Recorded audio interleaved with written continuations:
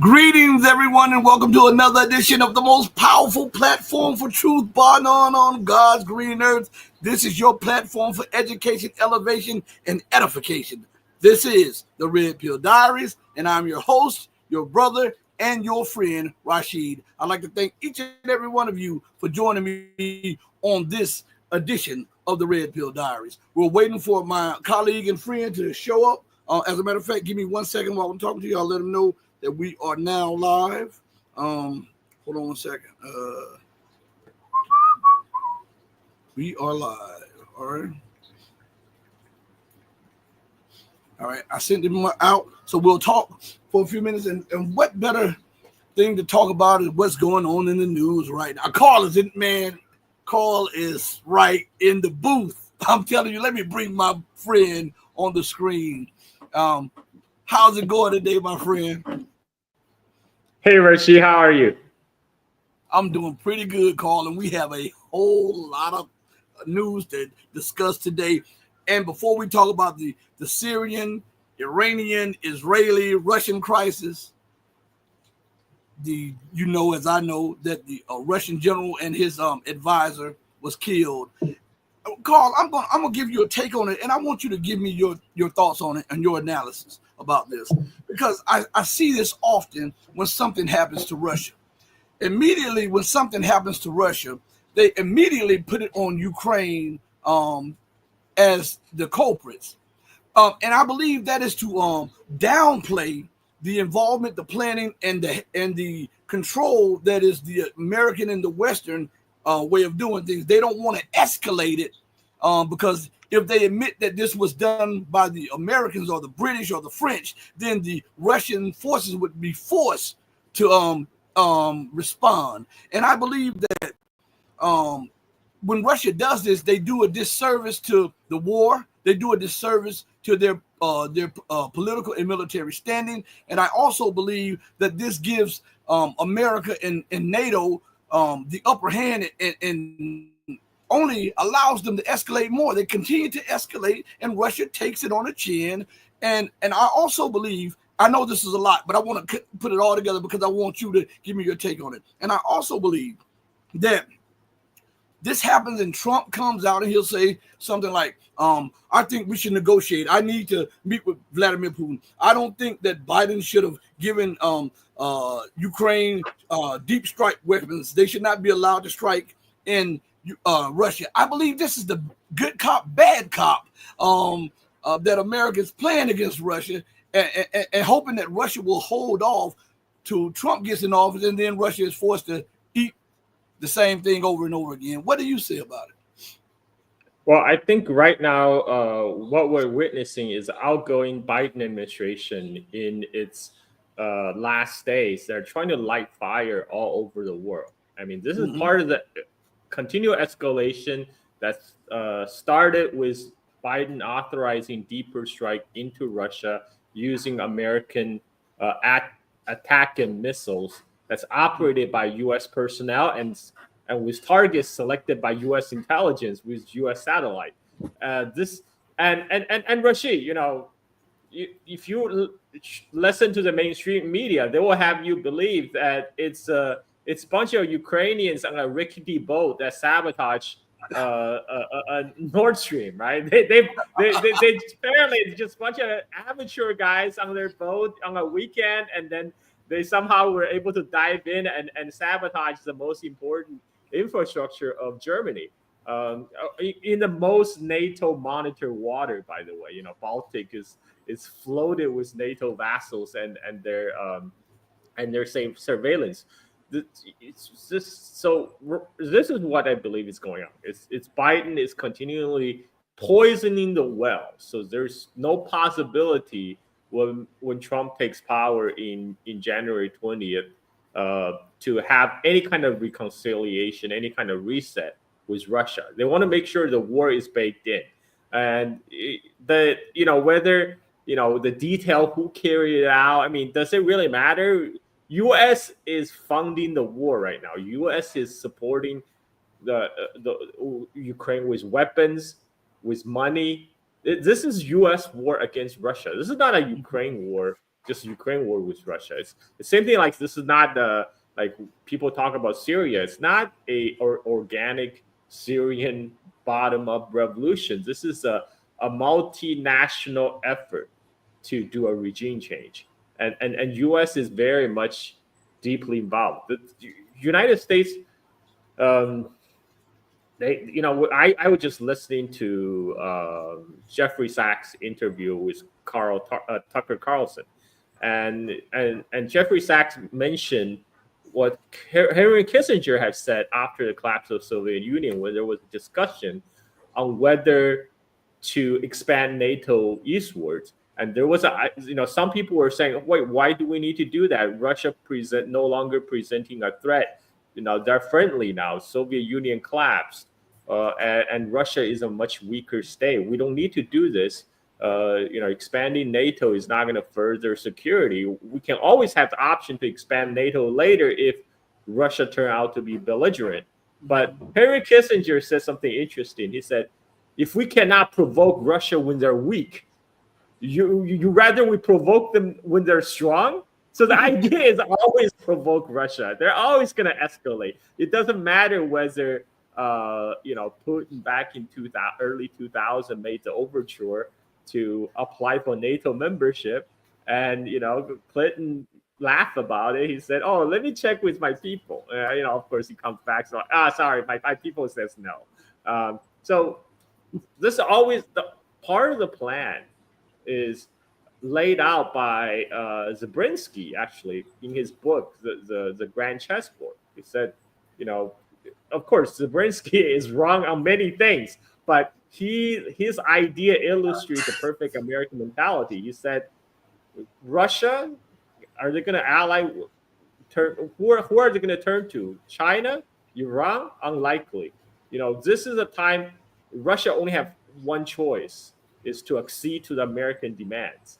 Of course, that turned out to be completely wrong. But Biden followed the strategy to the letter. Biden himself, back in the 1990s, actually, when Biden was still coherent and not a hollow shell like he is today, he said, he actually laughed about it. He said, Russia, what's Russia going to do? They're going to turn to China? They're going to ally with Iran? that's and he was laughing about it. He's like, go ahead. I remember that. And this is play out exactly. I mean, they have been wrong for so many years. They've been wrong for the last 30 years, but they're persistent because they surround themselves with some very mediocre, I wouldn't even say mediocre, just some very stupid advisors, like Jake Sullivan.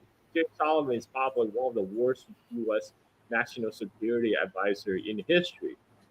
Jake Sullivan, by the way, is also the same person who wrote an email to Hillary Clinton back in 2012 who said, Al Qaeda is on our side in Syria, right? Mm-hmm. And now you're going to tell me that the United States is not behind the rebranded Al Qaeda taking over in Syria now, while Jake Sullivan is the current national security advisor? I mean, come on.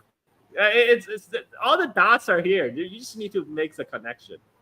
So I think this is what's going on. The Biden administration is trying to escalate. They're basically lighting the war on fire because they're going out of the office and they're like, you know what? We're just going to create an absolute mess. And this is, we talked about this earlier. It doesn't matter who becomes the president, Biden or Trump.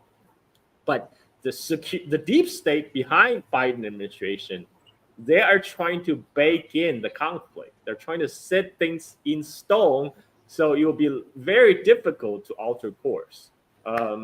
Even by a maverick like Trump, because Trump is unpredictable. They don't trust Trump to continue the same policy, so they want to preempt Trump's coming to office by making sure the wars are baked in and there's no deviation from that.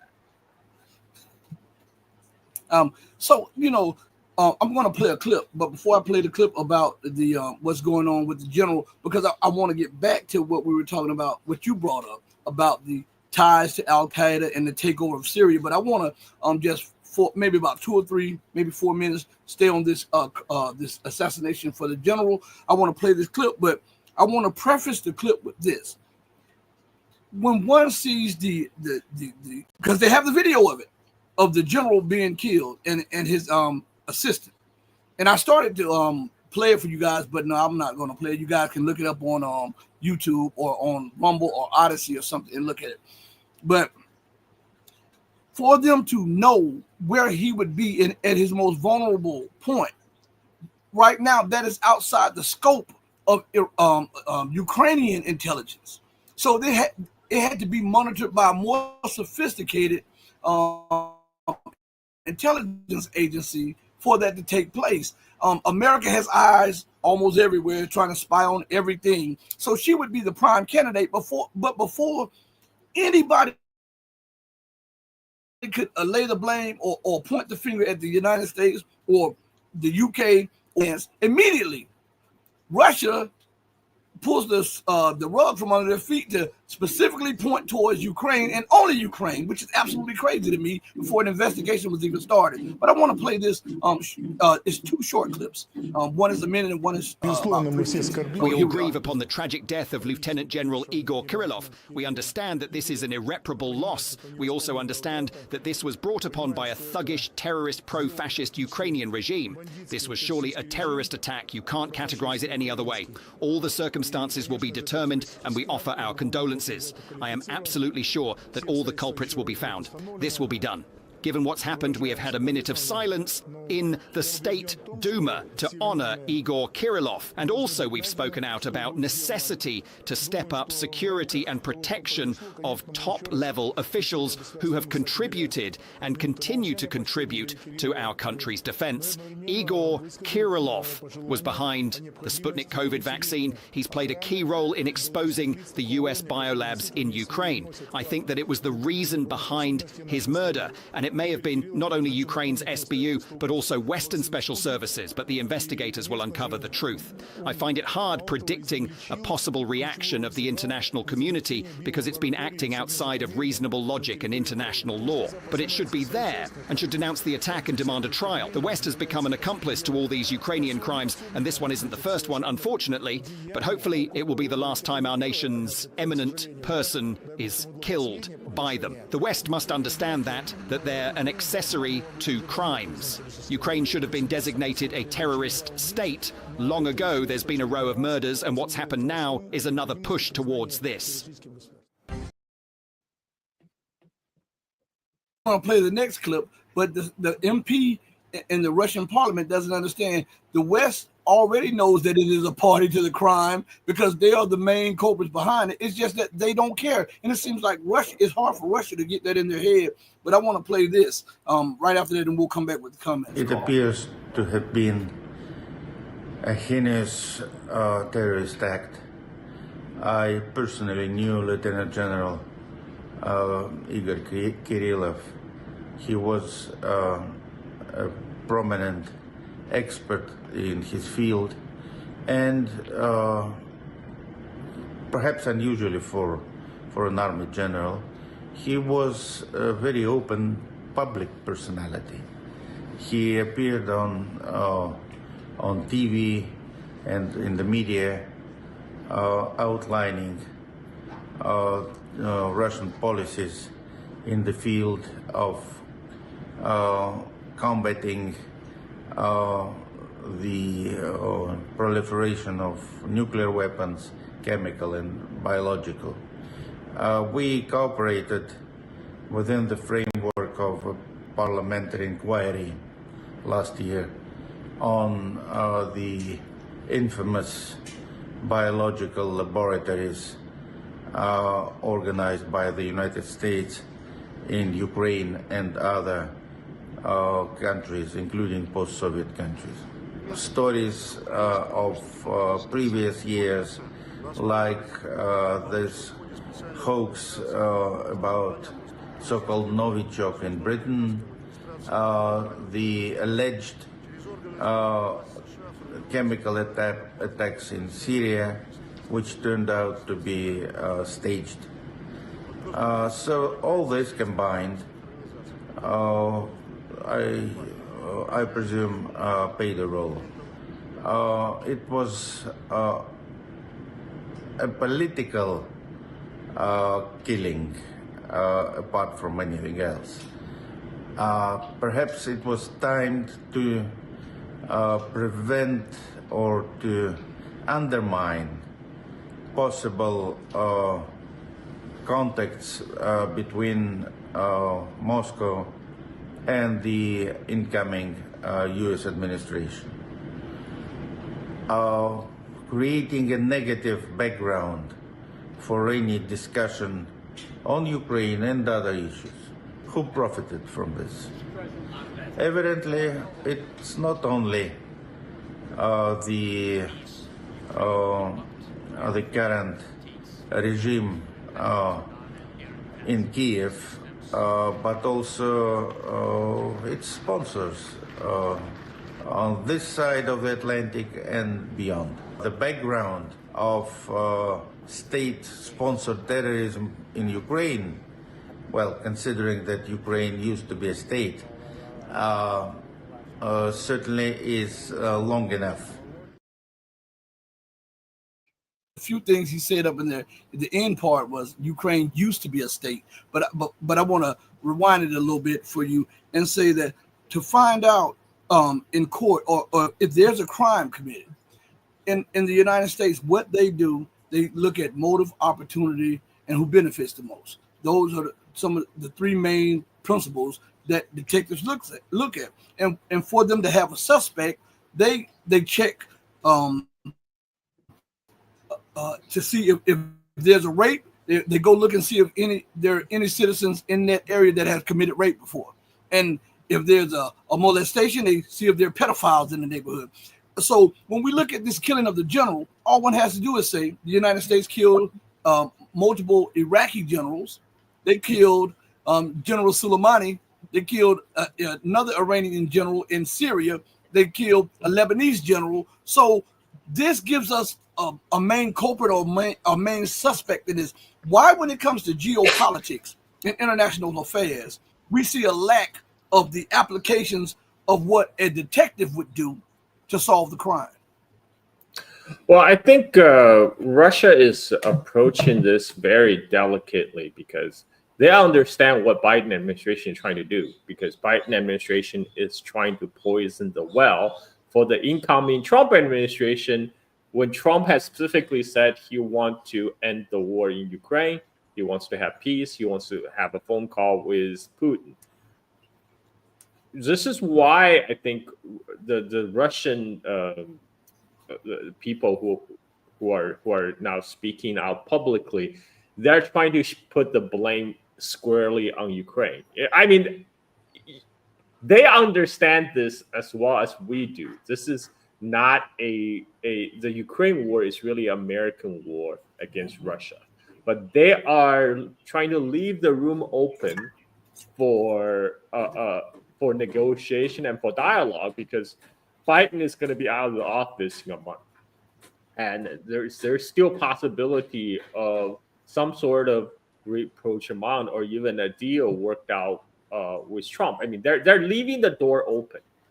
So they are not trying to. They're not. What they're trying to do is not to fall into the trap that Biden laid out for them, which is, to make this conflict to escalate the conflict to the next level. So this is why they're. I mean, they understand this is a this. Look, Ukrainian. Even if this is Ukrainian intelligence work, they are just cat's paw for United States. Because what have we seen? We've seen Ukrainians mercenary turns out in North Africa. They turn out in Syria. We know the Ukrainian drone operator play a big role in Syria, targeting the army generals of Syrian Arab Army just before the fall of Assad's government. So how did these Ukrainians suddenly pop up everywhere in the world and in all the regions that has almost nothing to do with Ukraine? I mean, but everything to do with a U.S. strategy to dominate. I mean, the Russians understand this, but they're trying to be diplomatic. They're trying to leave the doors open for future negotiation with the incoming Trump administration. This is why they're just squarely putting the blame on Ukrainian right now. I mean, their focus right now is to win the war in Ukraine and to establish the facts on the ground. This is why I think for Trump, I don't know what Trump's his idea of making peace with Russia is, but right now we hear a lot of ideas coming from Trump advisors, that the people Trump have picked to be in his cabinet, and some of these ideas are just it's just totally moronic. They're saying, well, we'll turn the Ukraine conflict into a frozen conflict. I mean, if anything, Russia has learned its lesson about frozen conflict and ceasefire. They got cheated in Minsk agreement, Minsk 2. They again in Syria, they froze the conflict in Syria in 2020. The lesson from all these from the past is you don't let the conflict frozen when you are on the winning side. You finish it. You finish the fight. That's what Russia intends to do.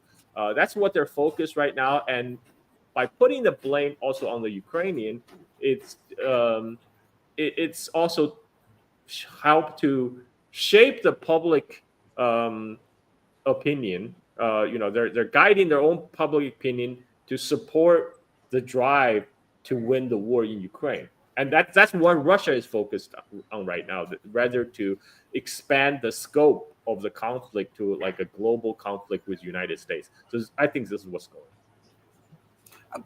I understand, and you understand that.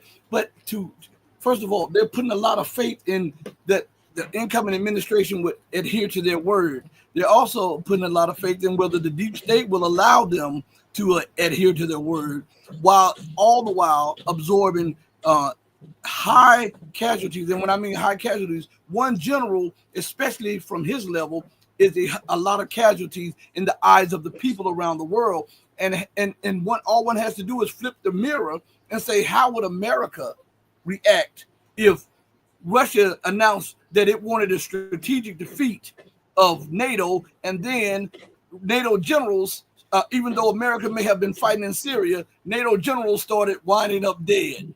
How would America and NATO would react to this? I think in most media settings, most people expect Russia to absorb the losses. You can only absorb so much before there is a demand then to strike out and say, okay, for me to get my lick back, for me to strike back is not an escalation. It is to even the balance. Because right now things are so out of balance geopolitically, because America is continuing to get go beyond what is acceptable in international politics and international wars around the world. She continues to exceed every limit, and with this thing so out of whack, being somewhat pacifist on responding could cause a misunderstanding and lead to the very thing that they're trying to prevent. Well, I mean, right now Russia can afford to temper the conflict, because they're the one that's winning on the battlefield. They're establishing the facts on the ground. They're obliterating all the Ukrainian units right now, so they can afford to wait 10 a month. They only have to wait for a month to see what the incoming Trump administration will do. I mean, they have all the options to change course, to further escalate. But I think they're choosing to hold back, at least diplomatically in rhetoric, because they know they're winning the war in Ukraine. They are in no hurry. They're in no hurry to come to any kind of a peace agreement, because the peace will be on Russia's turn. When the peace, you will not be a peace imposed by America. It will be a peace that Russia finds acceptable. This is why I was listening to Jeffrey Sachs' Tucker Carlson interview. He said, a lot of these ideas that was floated around by Trump advisors, they would not work, because what they talk about is have a ceasefire, frozen conflict, but that's not the root of the issue. The root of the issue is Russia do not want American and NATO missiles on its border that could strike Russia. And what Biden has done is to prove Russian worst fears by authorizing American missile strike deep into Russia. And so Russia would not allow the conflict just be merely frozen until they resolve the root issue, which is they don't want NATO missiles in Ukraine. They don't want NATO in Ukraine. So unless Trump make that call to Putin and say, hey, I understand your security concerns and we agree with you, we're going to tell Ukraine to accept the peace deal that you would like to see, which is Ukraine not in NATO. Unless that conversation happens, I don't think that the Americans are going to get their way of a merely frozen conflict, because that's not Russia did not launch a special military operation just to have another frozen conflict. They did that because the frozen conflict from the Minsk agreement did not play out, because the West ultimately didn't abide by the Minsk agreement. So Russia can afford to dial down the rhetoric at this point, because they're the ones that dominate in the battlefield. So I think they have some leeway to wait and see. To wait a month, all they got to do is just wait. Meanwhile, it's not like they're stopping the war. The Russians forces are continuing to advance, or like the NATO saying North Korean forces are continuing to advance, and they are demolishing all the Ukrainian units, both in Ukraine and in the Kursk region of Russia. So that while they're focusing doing that, they're also waiting to see what how the Trump administration is going to approach this.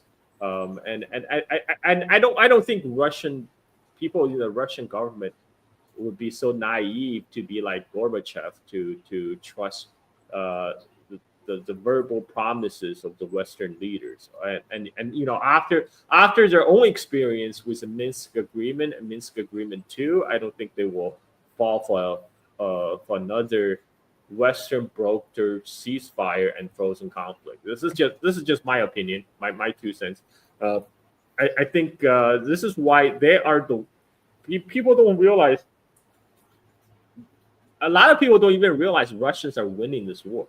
They are the ones who have the initiative in the battlefield. So all U.S. can do, under the outgoing Biden administration, is continue to crank up the pressure, continue to crank up sanctions. They're trying to go after. Now, recently, you have the EU top diplomat. She just came out and imposed sanction against India and China for doing business with Russia, for supposedly enabling Russia because some Chinese drone companies are supposedly providing, enabling Russia in Ukraine, which is completely ridiculous. When Europe is stabbing itself right now for America for no good reasons, and so Russia is waiting for everything to play out. They can't afford to because they are the ones who is the boots on the ground. They're the ones that's winning the war. And speaking of Europe, let me play this clip here that goes right in line with what you're saying. Europe is killing itself to try to continue U.S. policies. So I want to play this short clip on that. Slovakia's future does not align with Brussels. That's the message from a conference of the nation's Homeland Party that wants the EU to scrap sanctions against Russia. The party says it's promoting Slovak national interests and has initiated a petition to mend ties with Moscow, saying Russia is not an enemy.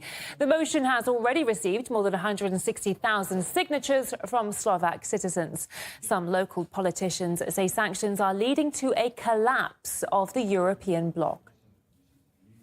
I think that everyone who is involved in economics knows that after the obvious inevitable defeat of the Bandera regime in Ukraine, which allowed the collective West to drag itself into this war, they understand that one day this war will end and that we will also have to pay the U.S. for Lend-Lease, because Ukraine is experiencing huge economic and financial problems today and will probably be forced to declare bankruptcy after the war, and it is the member states of the European Union that will have to pay off its debts. We are here to stand up for ourselves, as a Slovak nation, as Slovak citizens. And if our initiative grows into something international, as I said, it could be the final nail into the coffin of what was originally a good project, an economic project of cooperation between states, which has somehow creepily turned into a dictate of what these states can think, what they can do, and what not only their present, but also their future should look like. I believe that the biggest risk the European Union will ever face is a collapse based on economic decline. As I said, Germany is threatened by deindustrialization, and this will affect not only its economy, but also, of course, the standard of living of the population. The same is true in France, where the national debt is growing at an enormous rate. The Italians are facing a euro crisis, and these problems will only get worse.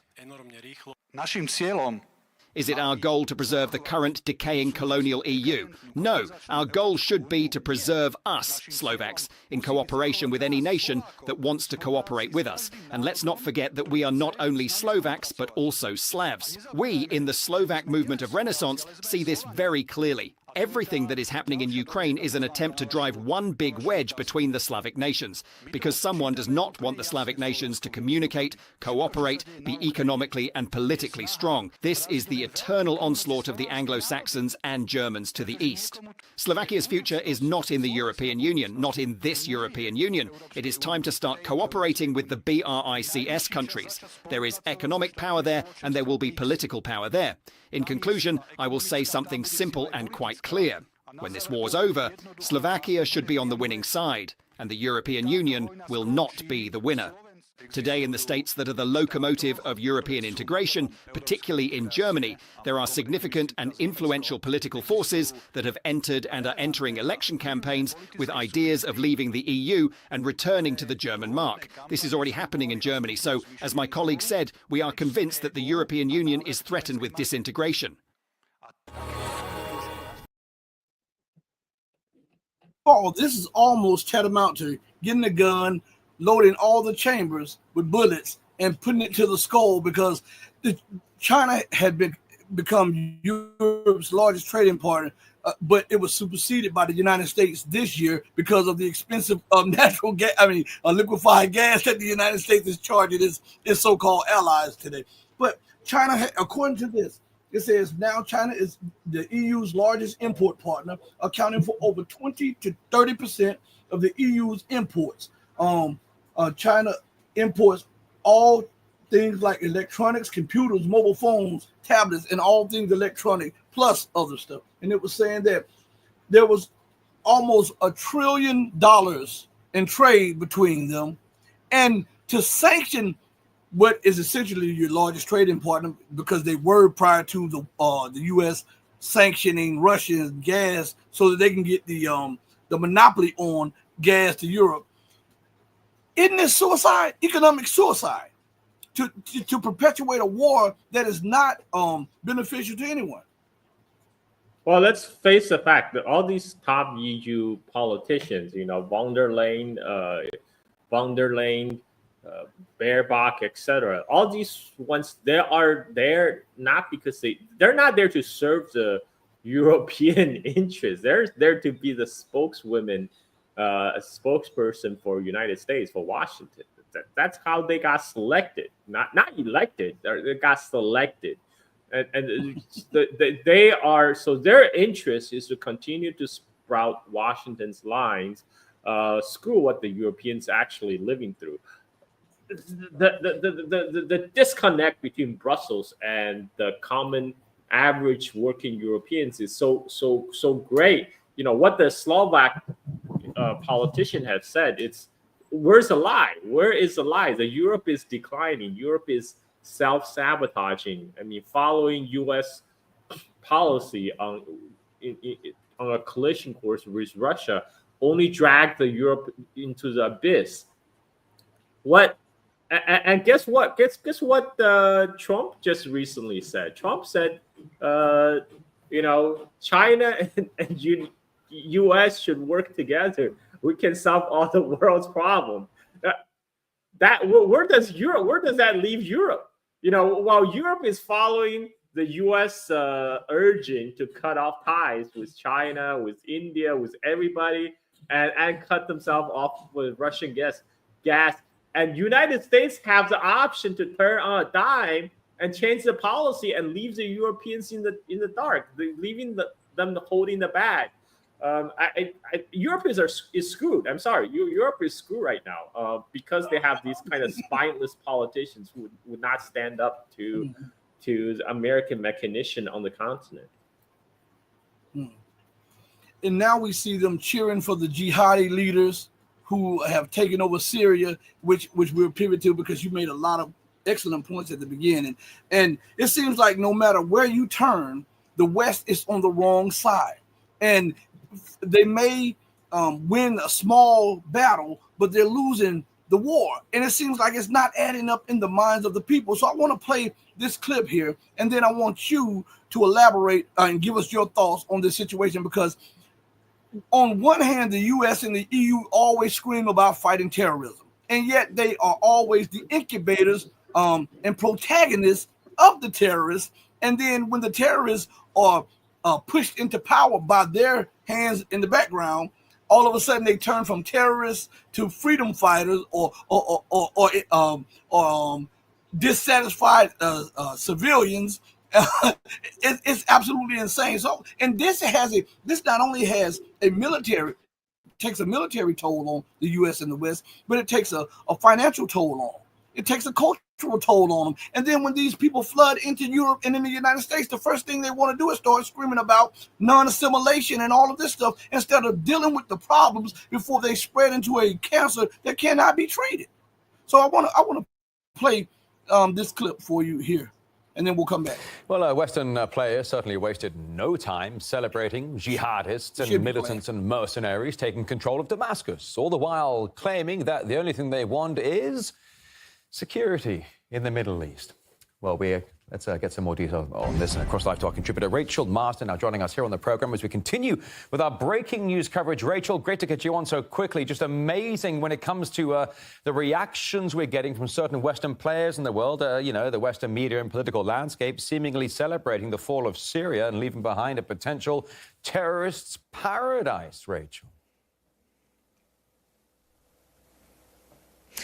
Yeah, well, the group that rampaged through Syria and rocked right up to Damascus, this group called Hayat Tahrir al-Sham, or HTS, wasn't just officially considered a terrorist group by Washington, but the European Union's Agency for Asylum's own website also describes them as, quote, frequently committing serious human rights abuses, including harassment, assassinations, kidnapping and torture, as well as unlawful detention of civilians, and having committed suicide bombings, hostage takings, extortion, and assassination. But hey, the Western press has recently been promoting the scam that this facelifted version of al-Qaeda is also woke. with its leaders saying things in videos like diversity is a strength. You'd think that Al-Qaeda's old monkey bar proficiency course had been replaced with social justice training or something. This same HTS leader, Abu Muhammad al-Jolani, listed as wanted by Washington to the tune of a $10 million bounty and under a United Nations arms embargo since 2013 for palling around with ISIS, has named his operation, quote, "Together We Return," according to Britain's Telegraph, which is apparently a woke way of saying coup d'etat. And he has the Western media saying that his regime will be, quote, "more lenient than the Taliban in Afghanistan." Wow. Let's not go crazy here. That's a pretty high bar. Right in black and white on the EU's website, it says that the objective of HTS is to, quote, "establish Islamic rule in Syria by overthrowing Assad." Yet, the United Nations Special Envoy for Syria called the coup by the same group a, quote, "watershed moment," to which the EU looks forward with hope, or the UN looks forward to with hope for, quote, "peace, reconciliation, dignity, and inclusion." Why stop there? Why not just ask for... Carl, on the one hand, they want, whenever it suits the West, they're fighting terrorists.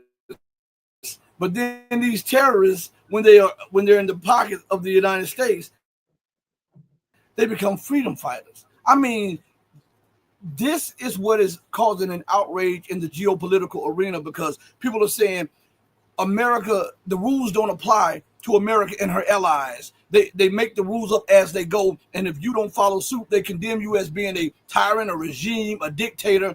And as similar to what they say when they get mad at China, they say Xi Jinping is a dictator.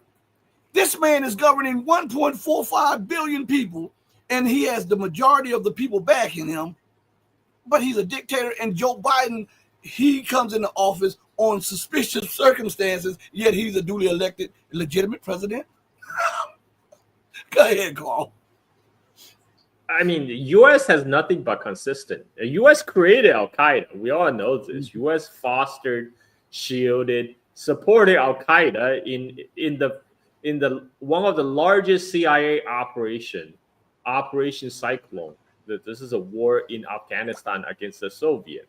This is how Al-Qaeda came about. You know, we had that famous article from the Independent, the newspaper in UK, after the Soviet withdrawal, and they painted Osama bin Laden as this peaceful warrior who is on his way to reconstruct Afghanistan, to bring peace to Afghanistan.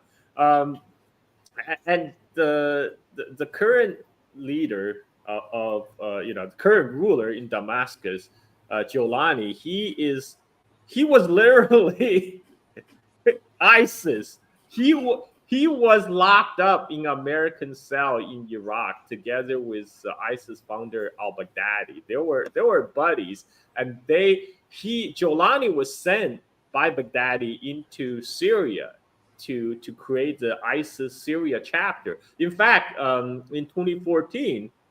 Jolani, in fact, declared a ISIS emirate in Syria, but then he had to quickly retract because his minders told him, okay, that don't look good. That don't look good. So and later he had to rebrand. He had to supposedly break with Al-Qaeda publicly on CNN. You know, CNN somehow has this. It always has the exclusive access to Jolani and his jihadi buddies. If you look at all the Western jihadis traveling to Syria to fight for ISIS, all of them have been monitored by Western intelligence agency for years. Mm-hmm. They turned a blind eye when they were going to Syria to overthrow Assad. I mean, turning a blind eye is a diplomatic way to put it. When, according to Seymour Hersh, there's a well-established rat line when the CIA shipped all the jihadis that overthrew Gaddafi in Libya to send them via Turkey to Syria. And you think all these, there's the same Western intelligence agencies that are sending these jihadis in Syria are somehow turning a blind eye to all these Western jihadis going from Europe to Syria. I mean, if anything, they probably encouraged it. Like this is how they solve their own domestic problems. Like, okay, go to Syria and stay there. And now, there's a huge rebrand campaign again for Jolani. He is getting hailed as a leader of the new Syria in all the Western mainstream media. Britain is talking about taking him off the terrorist list. United States expressed the same. Washington Post reported this. The UK and United States are considering to take off HTS from the terrorist list, and they might even take off the sanction on Syria now, because the whole Caesar's Act on Syria that was levied by Trump in his first term, that was designed to collapse the Assad government, and that succeeded. And so I fully expect they might even lift the sanction very soon, because the Caesar Act was due to expire at the end of this year. So in January 2025, the U.S. sanction on Syria is due for renewal or extension, and I think they might not extend it, and certainly they're gonna start going to Syria to do business. And this is all by design, by the way. Now you are seeing mainstream media publicly talking about the Turkey-Qatar gas pipeline.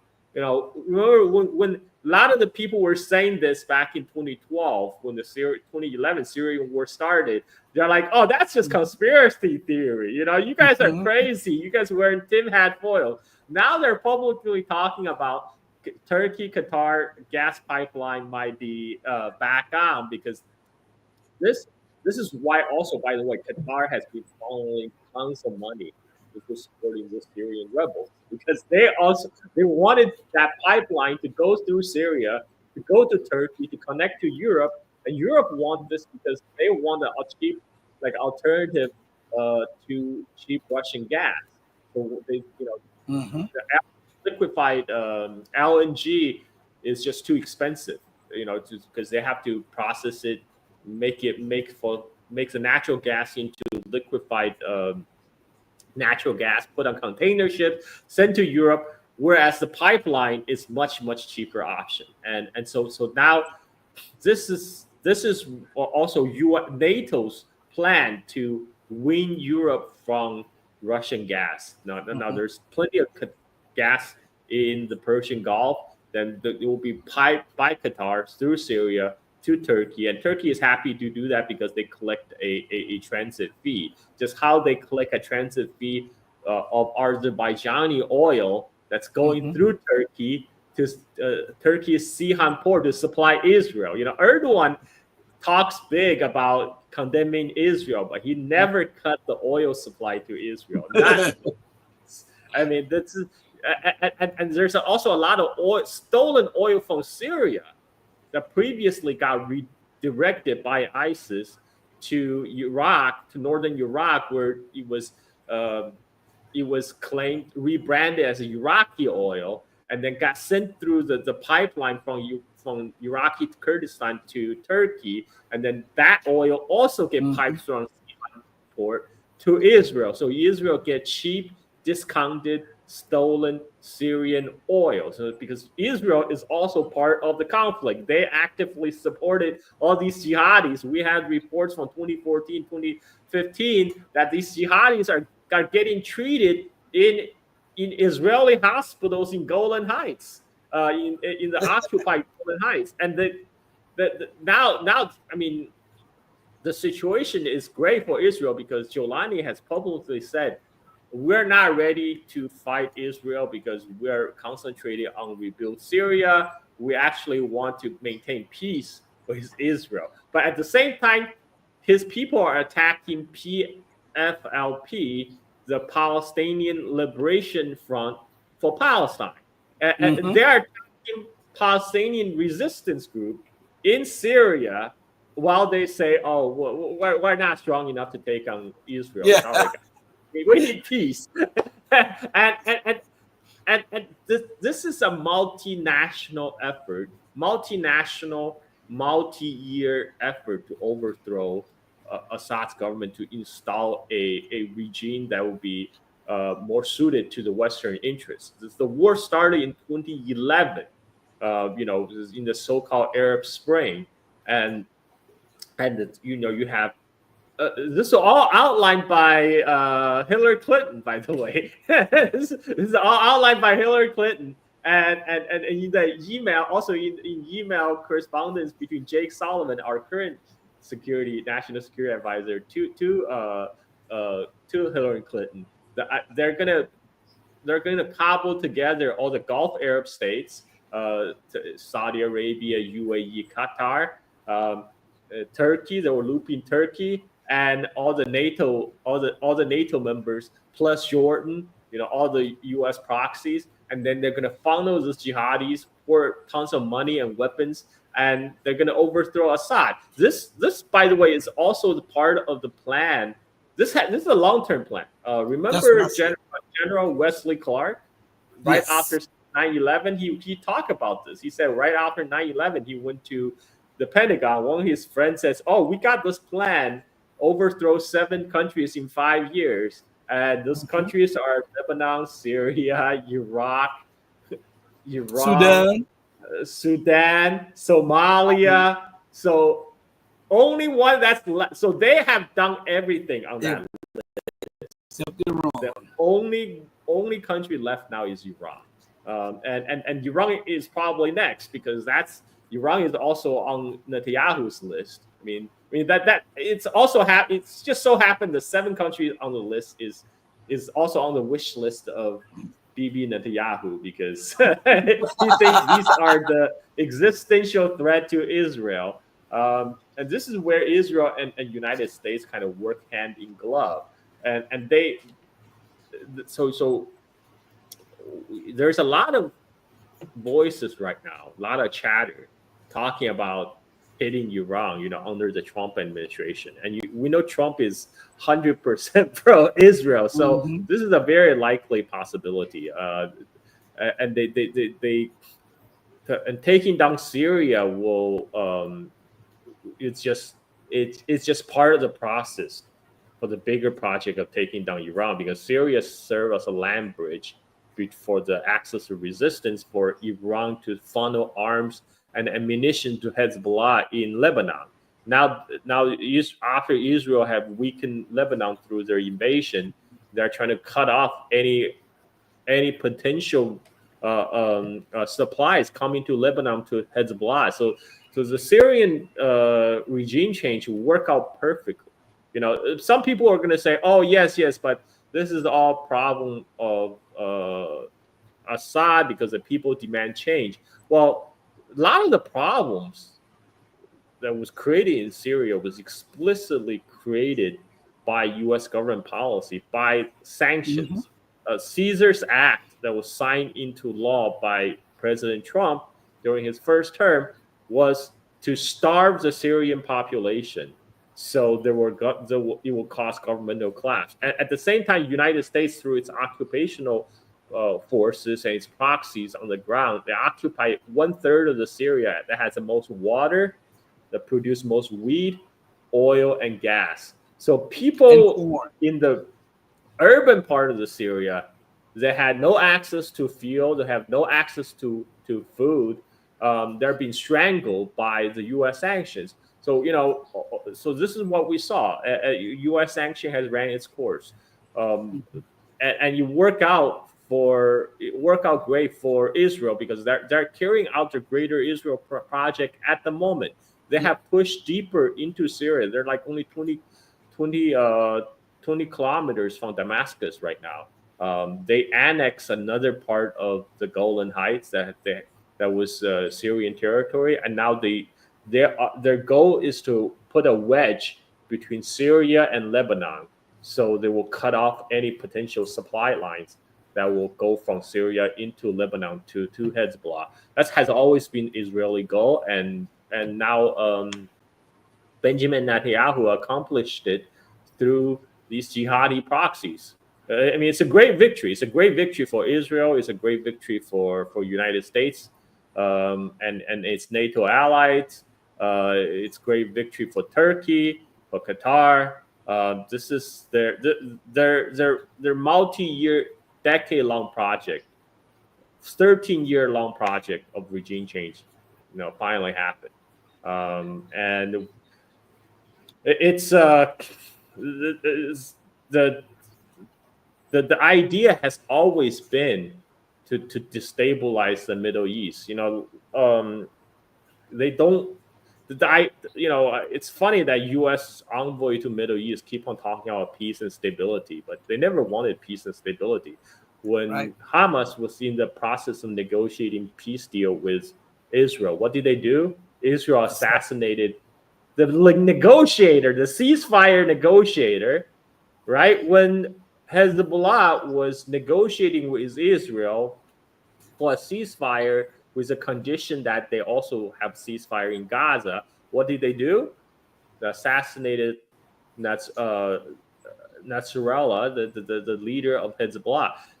Because Israel does not want negotiation. Israel does not want peace. It wants to create absolute chaos so they can create greater Israel. And greater Israel for them is a river to the river, from the river Nile to the river Euphrates, and everything in between. And that's a country of Lebanon, that's a country of Syria, and a huge portion of Iraq.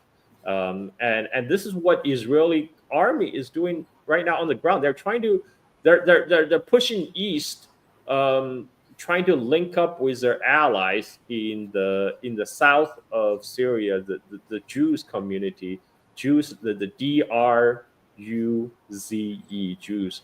It's a religious community in Syria, and now Israel is claiming they are going there to provide protection for these religious communities from the jihadis. I mean, it's so convenient. Like, they came here to protect them from the harms from the jihadis that Israel has traditionally supported, and they are also trying to link up with the Kurds, who is basically serve as a proxy for U.S. in northeast Syria. I mean, Syria today is facing a very bleak and balkanized future, and this is what they always wanted. Israel did not want a strong, unified Syrian state as a neighbor. It wants a divided. He wants a divided Syria. He wants divided Lebanon, and he got its ways. Now he wants to do Iran. That's a big one. That's a big one. We're gonna have to see how that one play out, because, like I said many times before, Iran is not like Iraq. When United States launched the Iraq War, Saddam had no friends. Saddam had no friends because during the first Gulf War, this was back in 1991. I remember this because that's the time when I first came to United States, and at that time, George Bush Sr. put together an international coalition against Iraq that included Syria. Syria actually sent a tank battalion to join the Americans to drive Saddam out of Kuwait. So back then, Saddam had no friends.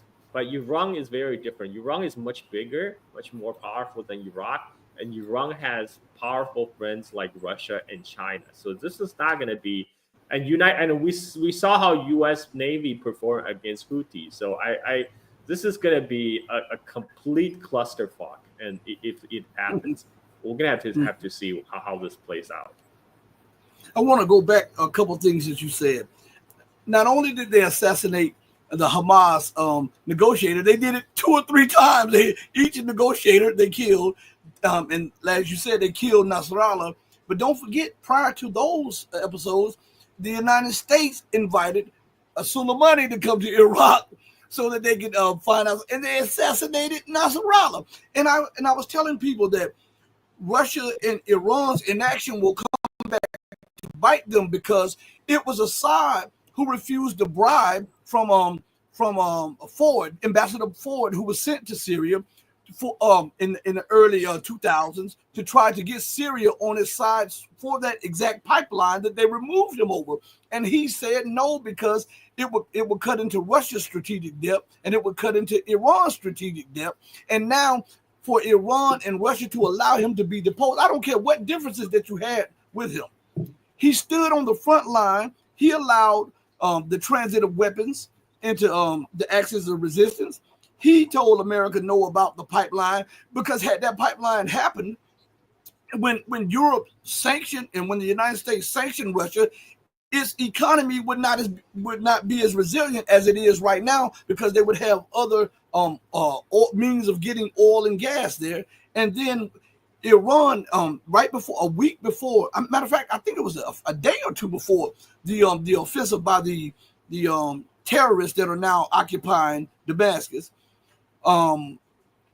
they offered Assad a deal if he would cut arms supplies to Hezbollah, and he told them no. And immediately they went on the offensive, and Iran was nowhere to be found. And I noticed something about Assad when he made his first statement. As a matter of fact, Carl, I want to bring this up here for a second. I want you to just check this out, because it was not lost on me in this statement by Assad. It says Assad issues first statement following evacuation from Syria. And in his statement, he made no mention of what's supposed to be his number one ally, Iran. So I feel that he felt betrayed, especially when more of these stories are coming out about him allowing leaks so that IRGC generals could be assassinated and all of this stuff. All of this comes out after he was deposed. And now Iran is saying that they are going to reestablish their embassy in Damascus with the very terrorists that they are fighting across the region. And this is what Moscow, Sputnik, is reporting. It says, toppled Syrian President Bashar Assad said that his evacuation to Russia was preceded by a collapse of the army and a paralysis of state institutions, Assad's office said on Monday.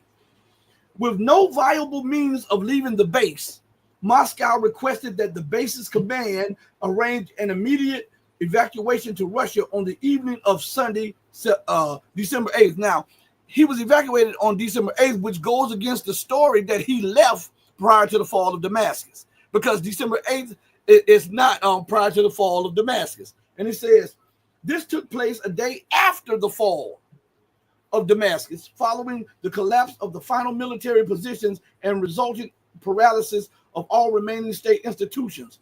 And this is what Sputnik reports. It says,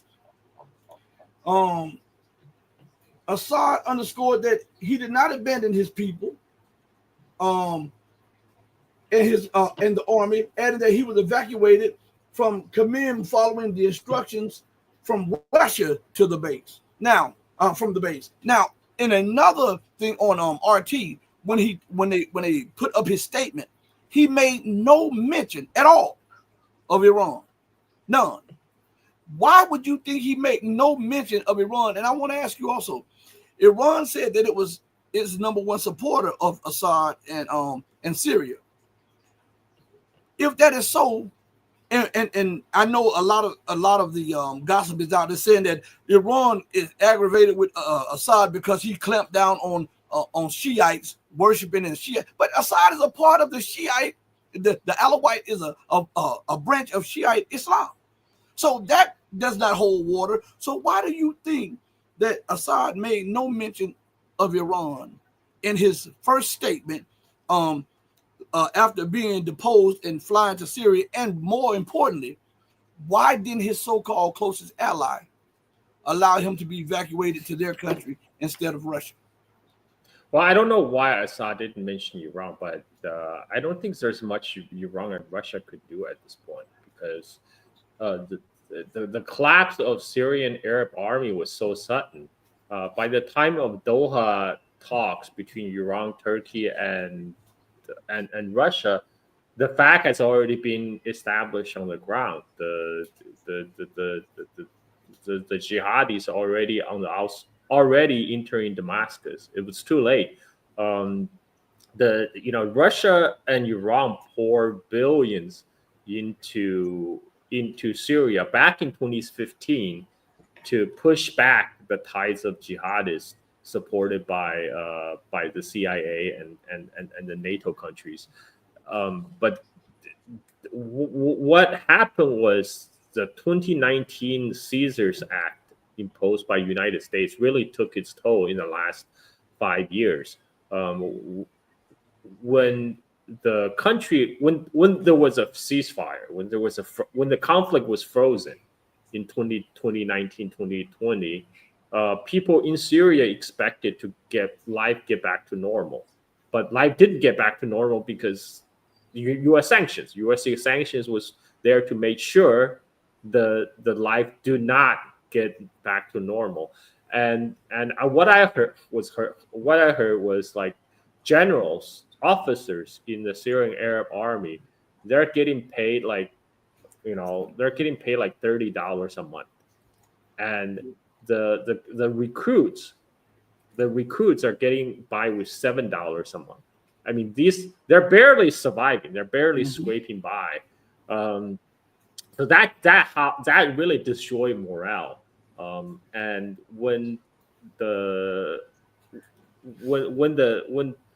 this launches operation, the Gulf country also employ a lot of money, a lot of bribe money. In many cases, we saw the Syrian Arab Army didn't fight. The soldiers received order to retreat or pull back because their commanders had been in talks with intermediaries in UAE or other Gulf countries who probably paid them to pull back. And the collapse was so sudden. There's only a fight that happened on the jihadis' march into Damascus was a couple of days in Hama, and even there, the soldiers were told to retreat by their commanders. We're still not sure. We're still not sure exactly how that chain of command, who issued the order for the general retreat. But the fact was, after the Syrian Arab Army pulled back from Hama, there was no natural defense between there to Damascus. It was all flat plain. The jihadis literally just rode in pickups, just like how they rode into Mosul back in 2014 when ISIS took Mosul and the Iraqi army melted away. This is exactly what happened in Syria. The things unfolded in such a rapid terms. Everything happened in about 10 days. It started in November 29th, November 30th, and they took over Aleppo in a couple of days, and then they started marching south. The Syrian Arab Army put up a couple of days of fighting around Hama, but again, this is where they were told to pull back, abandoning the city. There's really not much Russia and Iran could do. Russia is, first of all, it's preoccupied with the Ukraine war. It's not like 2015 when they could devote a lot of resources to Syria. Now, Iran could do more because they're not involving a war. But there's conflicting reports. There's sources coming from Iranian side that said they offered support to Assad and they warned Assad about a jihadi offensive, but those offers were turned down, and that Assad preferred to believe that he's dealing with rapprochement with the Gulf Arab countries would make sure nothing goes wrong. So there are different narratives right now coming out. It's hard to establish the facts on the ground currently, but what we have seen is that what we know is that the collapse of Syrian Arab Army was so sudden that it was too late. It's too late for Russia and Iran to really salvage what's left of the Syrian government, because by the time when they're holding the meeting in Doha, supposedly to resolve the conflict, the jihadis was already in Damascus. I mean, at that point, anything is too late. They just kind of trying to cut their losses at that point, because I'm sure Russia and Iran did not like the turn of the event that happened, but I think they did what they could, and there's not much they could be doing, because I remember I followed the Syrian war from its earliest onset back in 2011.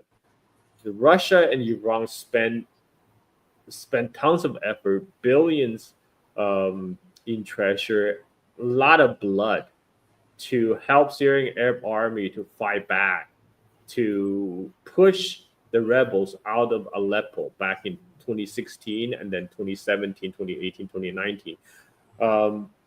Yet everything was lost in 10 days. There's no. It's hard. It's hard for them to do more at this point. Like when the facts on the ground has changed. But I think the biggest, of course, the biggest culprit is a U.S. sanction. A U.S. sanction. This was a design outcome of the U.S. sanction, and it worked.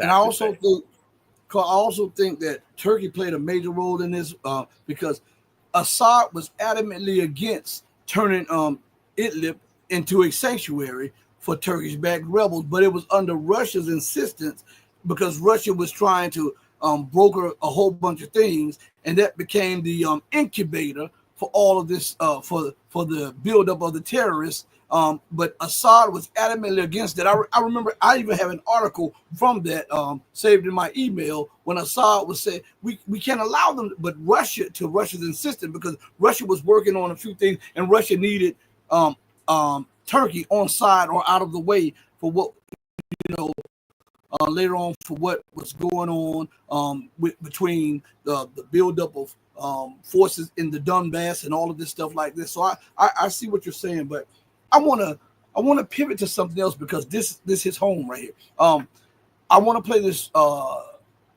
3-minute clip. It's about China. It's about the United States, because the United States' ultimate goal is China, because they understand that China is a non-Western, non-white nation that will not capitulate to the demands of the West. And they are an independent and sovereign nation in every way possible. And this is unacceptable to the empire. So I want to play a little clip to show how the United States is still pivoting to China. I mean, to try to take on China. Even in its weakened position, is doing that. So listen. Gilbert Doctor is an independent international affairs analyst who joins us from Brussels. Welcome. So the fact that this has not happened in quite some time, this delivery of this type of equipment, the Abraham tanks, what do you think it means in terms of the timing? Well, this is in keeping with what the United States is doing in Ukraine in the final days of the Biden administration. The Biden administration is preparing complications in relations with China, which will pass then to Trump, and perhaps in the hope that they will keep him so busy on international affairs, turning back the mess that they are leaving with him, that he won't have a chance to implement his domestic policies, which are very much against what Biden has been doing for the last 4 years. The delivery of the tanks is a complication on the already simmering hostilities between China and the United States over the visit to the U.S. by the Taiwanese president that just took place, and which provoked China to implement the biggest military exercises around Taiwan and in the South China and East China Seas that we have seen in decades. Therefore, we can expect there will be a strong and robust Chinese response to this latest complication, this latest provocation. Are we going to see a more ramped-up effort by the U.S. When Trump comes in terms of what a conflict is brewing, so to speak, between the U.S. and China over that issue on Taiwan? There is a lot of conflicting interpretation, both in major media and in alternative media in the States and in Western Europe, over how Mr. Trump will conduct himself. If you listen to his words are tough and indicative of a policy of prioritizing conflict with China over all other international disputes or problems that the United States is involved in around the world. However, the other side of the story is that he may have gathered under his tent all of those very aggressive anti-Chinese and anti-Russian politicians who have prominence in the States. He's gathered them into one room, all of them reporting to him, with the intent to beat them up and to remove from the public space these very loudmouthed critics. Okay, it looks like we have lost Gilbert Doctorow. That was Gilbert Doctorow speaking to us, independent affairs analyst there. Now the United States has gone against the wishes and the demands of China, and they have supplied Abrams tank. We know that is a token, but supplied them to Chinese Taipei. For those of you who are watching who do not know what Chinese Taipei is, that's Taiwan, the island of Taiwan. And we see an article comes out in Sputnik today, and it comes out 16 hours ago, and it says U.S. chip suppression won't stop Chinese industry's development, will only make them stronger. And the first paragraph reads like this: recently, one day after the U.S. announced yet another round of restrictions on chip sales to Chinese firms, four Chinese industry associations, including the China Semiconductor Industry Association and the Internet Society of China, issued firmly worded statements declaring that U.S. chip products are no longer safe and reliable. And after that, they come out with another article says, why is U.S. beefing up its military grip on Guam and other unincorporated territories? So it looks like, wow, everybody is looking at the Ukrainian crisis, and everybody in the West is looking at what is going on in West Asia. They are missing the United States is trying to sow seeds of division between mainland China and the province of Taiwan, and also trying to build up troops and weapons to try to cower China. Well, the United States has always done this, and the U.S. has done this since 1949. This is nothing new. And Taiwan paid $1.2 billion for those Abrams tanks. I mean, I used to laugh at this. What the heck are you gonna do with Abrams tanks on a small island? I mean, by the time you need to use those tanks, it'll be too late. If the Chinese People's Liberation Army has already landed, I'm sorry, but it's too late. Those tanks aren't going to do shit. I mean, we saw this on the battlefield in Ukraine. Those tanks are easy targets for drones, and China can produce millions of them. But this, again, this is, by the way, Taiwan has paid for those tanks during the last administration, during the last the last Taiwan presidential administration, and U.S. is only delivering now. So I don't know if people remember during the last Senate budget bills where they approved the deliveries to Ukraine, to Taiwan, etc. It says $8 billion was allocated to Taiwan. So a lot of Americans thought, oh, U.S. is giving Taiwan $8 billion. No. Taiwan paid $8 billion to United States. And United States has not delivered those weapons for a long time. And they're just now delivering those weapons that had promised to sell Taiwan. So the deal to purchase Abrams tanks was done many years ago under the last Taiwan leader, and now they're only able to deliver them right now. This is also because of the U.S. industrial capacity is not what it used to be. I mean, it can promise, like I said before, it's easy to print money. You just type in a couple of zeros into the computer, but it's another thing to actually manufacture, to make something tangible. You can print money all you want. That's not going to equate to manufacturing power, and the manufacturing power resides in China right now. And so U.S. was not able to deliver those Abrams tanks for many years, not because they're worried about China's reaction. It's because the bottleneck in the U.S.'s own military-industrial complex production process. Because now the U.S. has hollowed out its manufacturing for so long, for 40 years. Now it's coming to impact the U.S. military-industrial complex itself, because the U.S. military-industrial complex actually source many components. A lot of their supply chain is in China, by the way. They depend on parts from China. And Pentagon has looked into this and said, sorry, we can't decouple from China. Lockheed Martin CEO also said the same thing. Like, sorry, we can't decouple from China. We need a lot of essential ingredients. This is why China recently announced the ban on germanium, gallium, antimony to the United States, because these metals are essential for military applications. They're going to need them in their F-35s and those big ships, big destroyers. And U.S. might be able to run on its stockpile for a while, because they have stockpile in anticipation of the Chinese ban. But let's see how long those stockpile are going to last, because China has figured out, hey, look at these critical materials. They actually they're not that expensive. So we're actually not making tons of money from exporting them. But they're critical to the U.S. military. It's almost a no-brainer to cut them off. So China has hit back against the U.S. sanctions. You know what? You don't want to sell us semiconductors?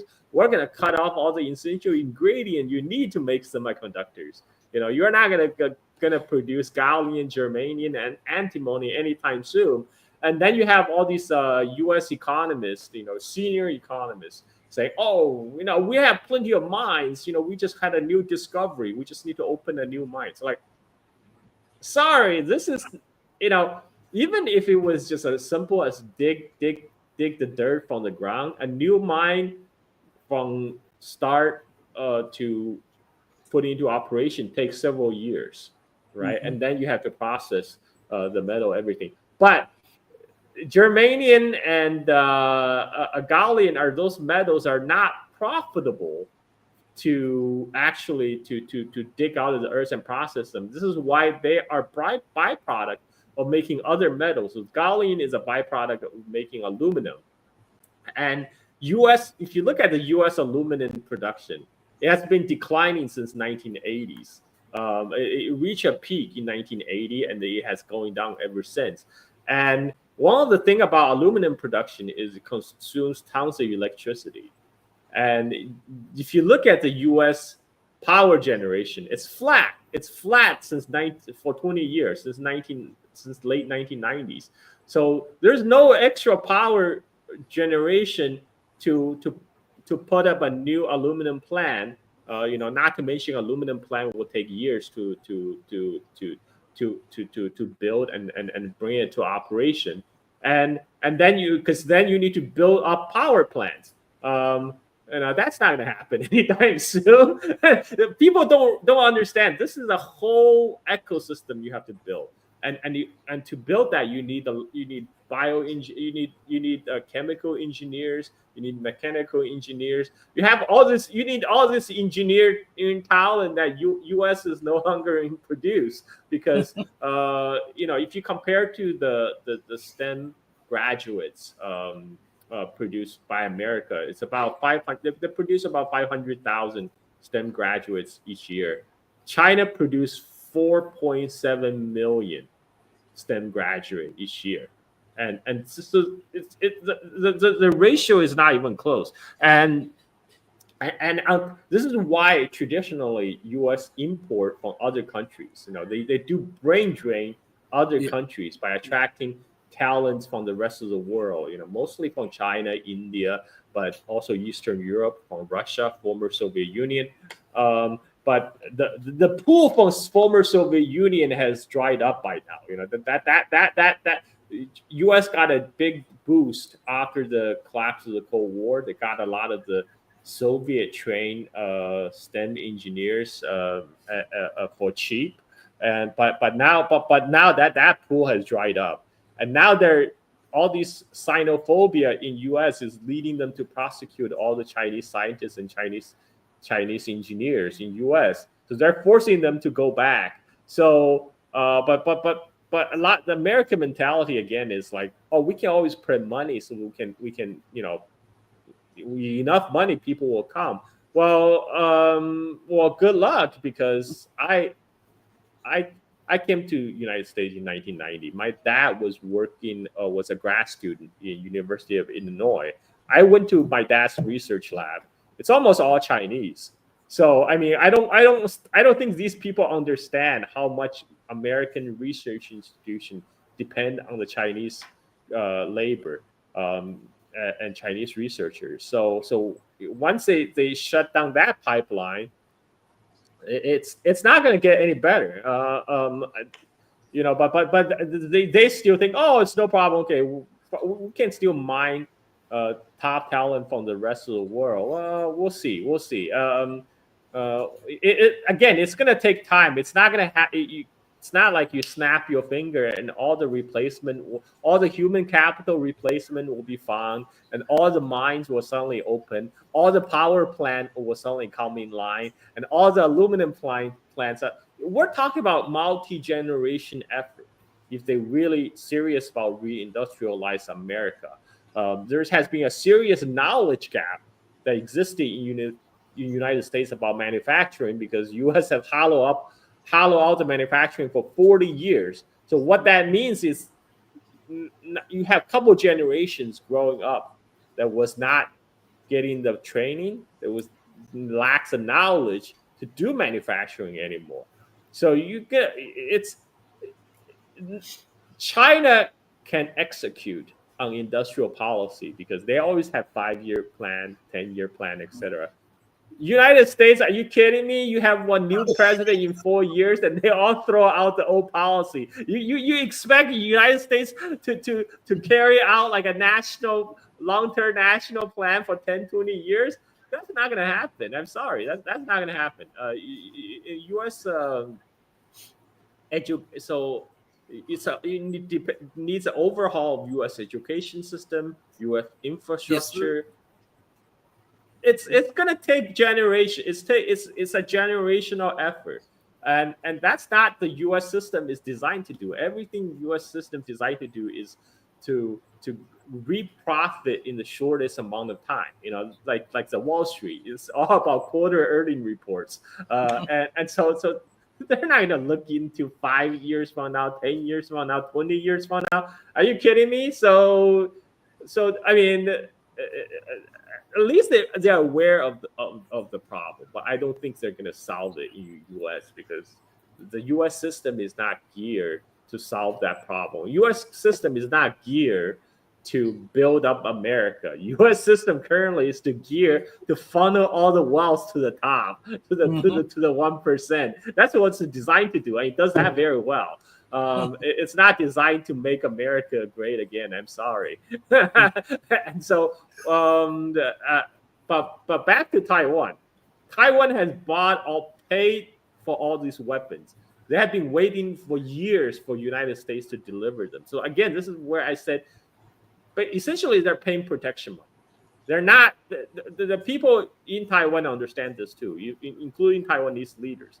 They know. They're just paying this money so they can make the U.S. Congress people happy that they can be on their side.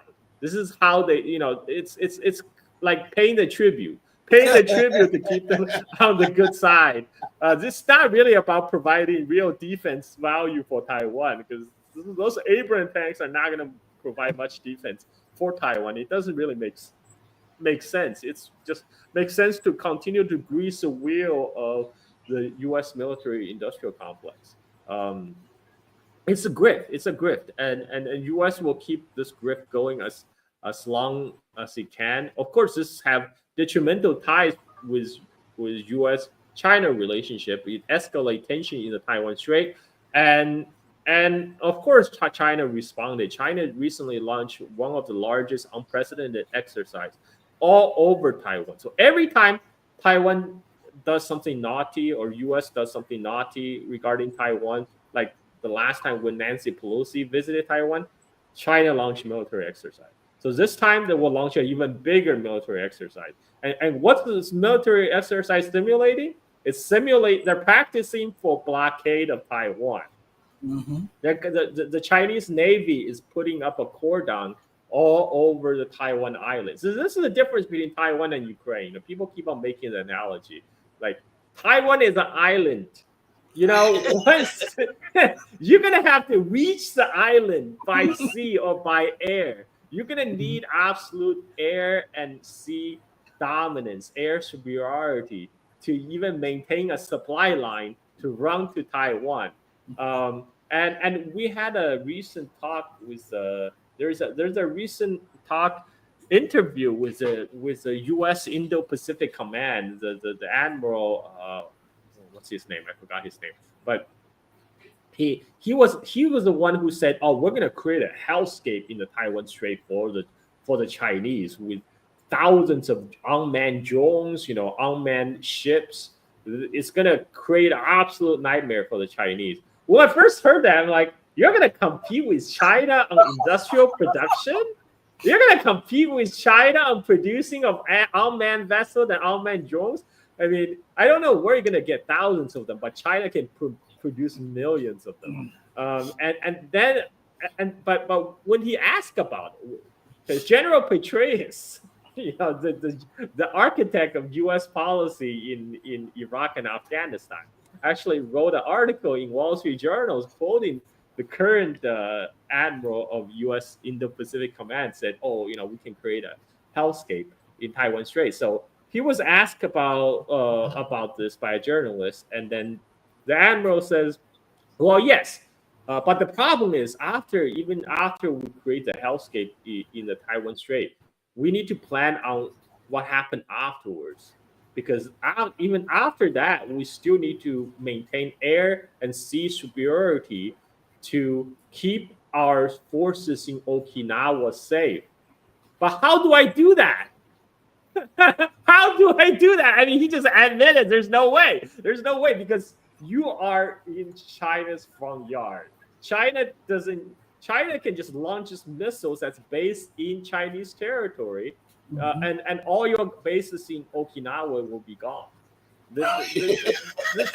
This is also why Rumsfeld, even back in 2000, Rumsfeld had started this process of trying to pull back from Okinawa, but to build up Guam as a forward deploying base for United States, because they understand Okinawa is not really defensible in a real hot conflict. I mean, Okinawa falls into the Chinese missile range, and their goal for their allies like Japan, Australia, Philippines is to act as missile sponge to soak up enough Chinese missiles so there won't be enough Chinese missile left for Guam.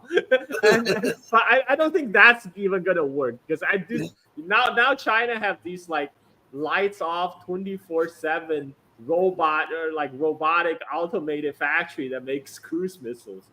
They can just crank up cruise missiles nonstop 24/7 by completely automated production line. And the Guam is not safe. Guam is not safe. But they're fighting a kind of last ditch effort to preserve the U.S. hegemony in the Western Pacific. Whenever they ask why is U.S. willing to risk a nuclear war in Taiwan, they always say, "Oh, it's about our credibility. It's about our strength. We have to show our strength. To show their allies we're serious about staying in Indo-Pacific." When you talk so much about strength and proving your strength, it probably means you're not as powerful as you think you are. A real powerful person, Mike Tyson, does not need to go around telling people, "Look at how powerful I am." People would just know, "Oh, you're Mike Tyson. I'll back off." But right now, not many people in America have realized this, because they have been hoodwinked by their own media. They think it's gonna be so simple. That's why there's so many people posting on X saying, "Oh, the Houthis about to find out why we don't have healthcare." Well, Houthis still don't know why Americans don't have healthcare, and they can't even take on Houthis. They think they can take on China. I mean, this is crazy talk. And Carl, don't forget that there was a report that just came out saying that China is testing a hypersonic drone. Yes. A hypersonic, not just missiles. They have they have something that is a little bit more advanced than the THAAD system. I was reading about that too. That some Chinese scholars say that can engage hypersonic missiles. So China is working on a triad like that: hypersonic drones, hypersonic missiles, which they have in a nice quantity, and hypersonic air defense systems. So, I mean, in all the while, the United States, if they're going to have thousands of drones there, they must be getting ready to make a huge purchase from Temu or something, because they have no industry for that. I'm waiting for all the Copian coming out to say, "Oh, China stole our intellectual property. That's why United States no longer have hypersonic missiles." Because China stole it, so U.S. don't have it anymore. People are gonna be in for a rude awakening, because a lot of Americans they really still think China is like their image of China is still stuck like 50, 60 years ago, like when China was a poor and undeveloped country. They still think that. I mean, there's still plenty of Americans who think China is just a place where they make shoes and toys. So of course, in their mental in their mindset, of course, if the news come out that China has a hypersonic missile, of course they stole it from us. This is why we don't have it anymore. But anyway, having said that, I don't think a war is imminent in Taiwan Strait, because the Pentagon still, I don't think this is very interesting. I was listening to the Jeffrey Sachs interview on Tucker Carlson. He mentioned the New York Times article about U.S. military is preparing to fight a war against China. And so he called up the reporter who wrote the article. He's like, "Well, it's a good thing that you're highlighting this, because it's good that you're finally reporting this, because we won't be able to report. We won't be able to hear about this after the war starts, because there won't be anyone left." And the reporter said, "Well, actually, I wrote in my article, I mentioned 3 times that Pentagon do not want this. Pentagon do not want to have a war with China. But my editor removed them, all of them, and then published it without my knowledge." So it seems like there's some forces in the United States wanted a war with China. Even though Pentagon, they're comfortable to keep the grift with the military-industrial complex going, where the top brass can continue to enjoy kickback on all this arms manufacturing by selling weapons to Taiwan. But there are other factions in the United States, deep state, that want to stow the to crank up the heat, to create, actively promoting for a conflict. But otherwise, how would you explain that? Why would they remove the 3 places where the author mentioned that Pentagon do not actually want a war? So we're gonna have to see kind of the battle playing out in the Trump's cabinet, because one of the big Trump supporters is Elon, and Elon has big assets in China. He has his Shanghai Gigafactory in China. So then you have all the crazy neocons on the other side. So we're gonna have to see how this battle will shape up when January comes. It's gonna be comedy regardless. I have my popcorn ready, Rashid.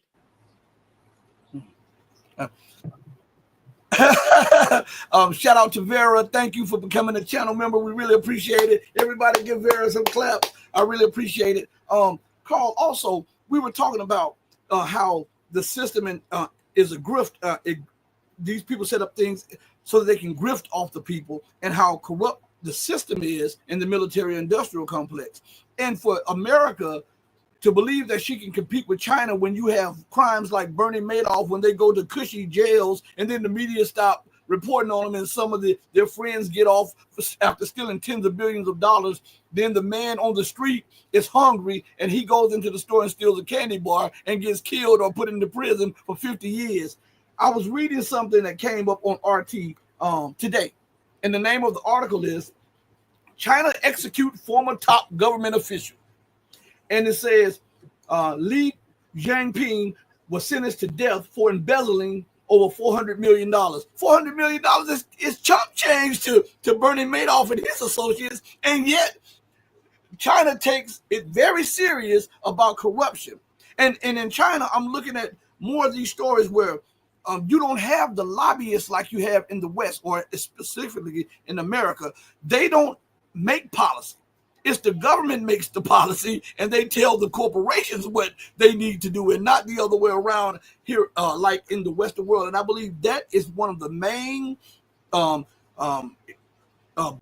at the base of Western so-called domination and competitiveness. What do you have to say about that? I mean, U.S. you'll be rewarded for that kind of thing. Like, you know, the people who attend, who goes to Epstein's Island, they run for U.S. presidents. You know, I mean, come on. This is just a norm in the United States. People wouldn't bat an eye. This is actually why the Western press always acts shocked when China does that, when China executes their corrupt officials. How could you do that? How could you do that? You're so inhumane. Where's the human rights? Where's the human rights for the corrupt officials? You know, where's the human rights for corruption? This reminds me of the Robertson meme where he says, "Oh, Lord Jesus, please give me what they have." You know, like a lot of Americans will very much like you know, to be U.S. to be more like China, to have our corrupt official getting executed. But you know, we all know that's not going to happen. Oh, Carl, I'm not going to hold you much longer because we got to do this again. But for those of you who didn't understand what Carl said, Carl was making a reference to Trump, okay? When he said that these people are Madoff Island can run for president, you have Obama, you have Trump, all of these guys, and nobody was prosecuted for going there. And you have somebody that was embezzling, a government official and an executive that was embezzling $400 million, and he appealed and lost his appeal, and they put the axe to him. I'm telling you, and that's the way that it's supposed to be to keep corruption from taking over the nation. And it seems like there's no political will, and there's no will at all to confront that by government officials, because it seems like in America, in the West, everybody is bought and paid by the lobbyists and the corporations. What do you have to say in closing, Carl? We live in interesting times, Rashid. I mean, people always ask why I'm always cracking up on the show when we're talking about very serious matter. But I will never stop laughing. I will never stop laughing for the American imperial decline, because this is dark comedy. And I always have my popcorns ready. On that note, thank you, my brother, for joining me. We'll hook up again and do episode 13 coming up real soon. Thank you, Carl, for everything, man. I really appreciate it. Thank you, Rashid. All right. Everybody, thank you all for joining me on the most powerful platform for truth. Hey, we had to do this. I'm going to bring you some more guests in the coming days and weeks. I'd like to thank Vera for becoming a channel member. I'd like to thank each and every one of you for giving me your time. None of you had to do this. None of you had to do that. But you did. Oh, I got to give a shout out to Faye. Faye said £3. I think that's a pound sign. Super sticker. Thank you so much. thank you so much for your support. And thank you all for what makes the channel go is when we feed off of each other. You guys have been awesome in the chat. I mean, awesome. And conversing with each other and bringing up a lot of topics. I want to say that I really appreciate everything, because this is what makes the show better. This is how we improve everything, and this is how we make the world know that there are people out here that have more common sense than what they give us credit for. They want everybody to believe that we're fools, but they can't fool us, right? Because too much truth and too much proof is out here that is on our side. So don't be ashamed of your position. They want to make you ashamed, but they should be the ones ashamed for the policies that they're enacting, for the way that they're treating the average person and nations around the world and independent governments and different cultures. These are the ones should be ashamed. So do not hide your light under a bushel. Stand up and let the whole world know that you're dissatisfied, that you're yearning for change, and that this system, this so-called rules-based order, this system is not where it's at. Therefore, it must go. And America and the West are fighting this change, but they're fighting it to no avail. But because the time has come where when dissatisfaction has reached a certain proportion, there must be a universal change. And we're living in that universal change. I want to thank each and every one of you for joining me on the most powerful platform for truth. I want to say to you all, do right by others, not because there's some kind of material gain in it or because other people are watching, but do right by others because it's the right thing to do. And remember, even when no one else is watching you, know that God Almighty has his eyes stayed on you. Until we next speak again, stay strong, stay true. But above all things, remember to stay righteous. And we're out of here. Hey, mama, your baby boy loves you more than life. Deuces, everybody. Thank you so much. Peace.